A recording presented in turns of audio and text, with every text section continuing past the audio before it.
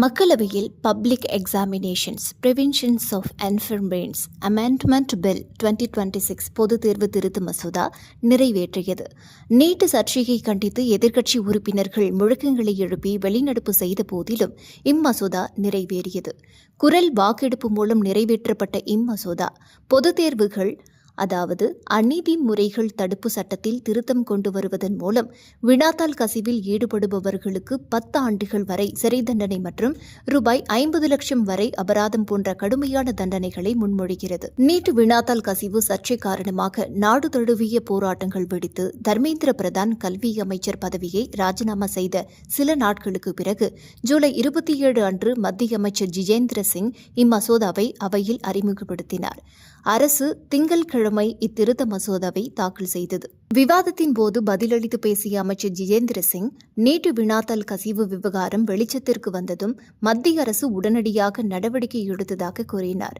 2024 ஆள் மாறாட்டம் மற்றும் வினாத்தாள் கசிவு தடுப்புச் சட்டம் அமலுக்கு வந்ததில் இருந்து 52 எஃப்ஐஆர்கள் பதிவு செய்யப்பட்டுள்ளன என்று அவர் அவையில் தெரிவித்தார். முன்மொழியப்பட்டுள்ள மாற்றங்கள் அனுபவத்தின் அடிப்படையில் சட்டத்தை மேம்படுத்த அரசு முன்வந்துள்ளதை காட்டுகிறது என்று அமைச்சர் கூறினார். அவரை பொறுத்தவரை ஏற்கனவே உள்ள சட்டத்தை செயல்படுத்துவதில் கிடைத்த அனுபவத்திலிருந்து கற்றுக்கொள்ள அரசு தயாராக இருக்கிறது என்பதை இத்திருத்தம் காட்டுகிறது. மேலும் வினாத்தாள் கசிவு தொடர்பான தற்கொலைகளின் எண்ணிக்கை சமீபத்திய ஆண்டுகளில் குறைந்துள்ளதாக அவர் கூறினார்.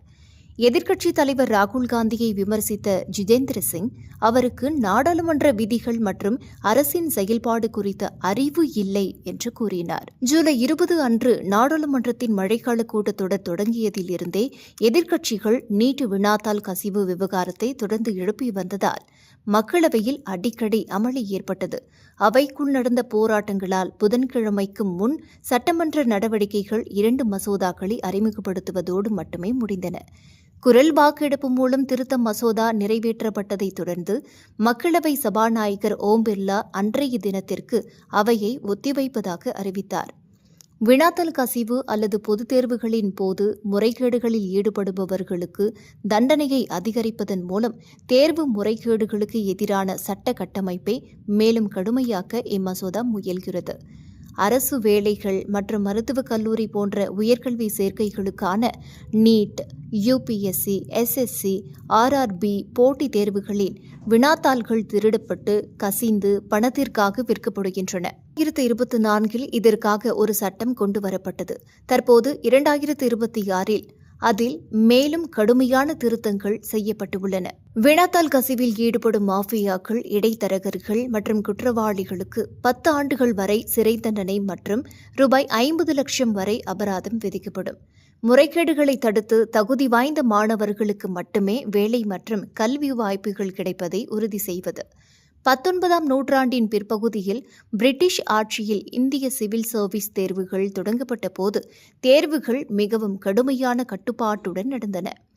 1990களுக்கு பிறகு அரசு வேலைகளுக்கான போட்டியும் மதிப்புகளும் அதிகரித்த போது வினாத்தாள்களை பணத்திற்காக கசியவிடும் சட்டவிரோத கும்பல்கள், அதாவது எக்ஸாம் மாஃபியாஸ் உருவெடுத்தன. நீண்ட காலமாக வினாத்தாள் கசிவு தொடர்பான சம்பவங்கள் சாதாரண குற்றவியல் சட்டங்கள் அல்லது மாநில அளவிலான சிறு சட்டங்களின் கீழேயே கையாளப்பட்டு வந்தன. இதனால் குற்றவாளிகள் எளிதில் ஜாமீனில் வெளிவந்து மீண்டும் அதே குற்றத்தை செய்து வந்தனர். பிப்ரவரி 2024 தற்போது ஆளும் மத்திய அரசு முதன்முறையாக public examinations prevention of unfair means act 2024 என்ற சட்டத்தை கொண்டு வந்தது. நாடு முழுவதும் நீட் மற்றும் பிற தேர்வுகளில் முறைகேடுகள் வெளிச்சத்திற்கு வந்து 52க்கும் மேற்பட்ட எஃப்ஐஆர்கள் பதிவு செய்யப்பட்டன. முந்தைய சட்டத்தின் பலவீனங்களை நிவர்த்தி செய்து 10 ஆண்டுகள் சிறை மற்றும் ரூபாய் 50 லட்சம் அபராதம் விதிக்கும் 2026 திருத்த மசோதா மக்களவையில் நிறைவேற்றப்பட்டது.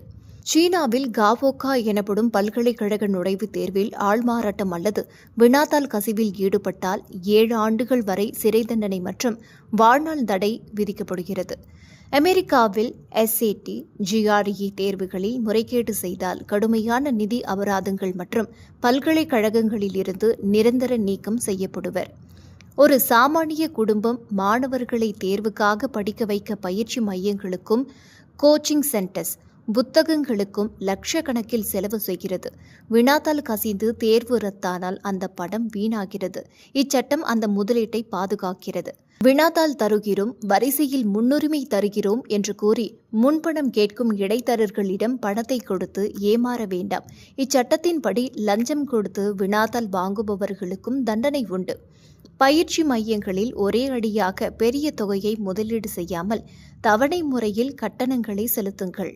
மாணவர் உயர்கல்விக்காக பணத்தை அவசரமாக பயிற்சி மையங்களில் கொட்டுவதை விட எஸ்ஐபி அதாவது மியூச்சுவல் ஃபண்ட்ஸ் அல்லது சுகன்யா சம்ரித்தி பிபிஎஃப் போன்ற பாதுகாப்பான திட்டங்களில் நீண்டகால அடிப்படையில் முதலீடு செய்யுங்கள்.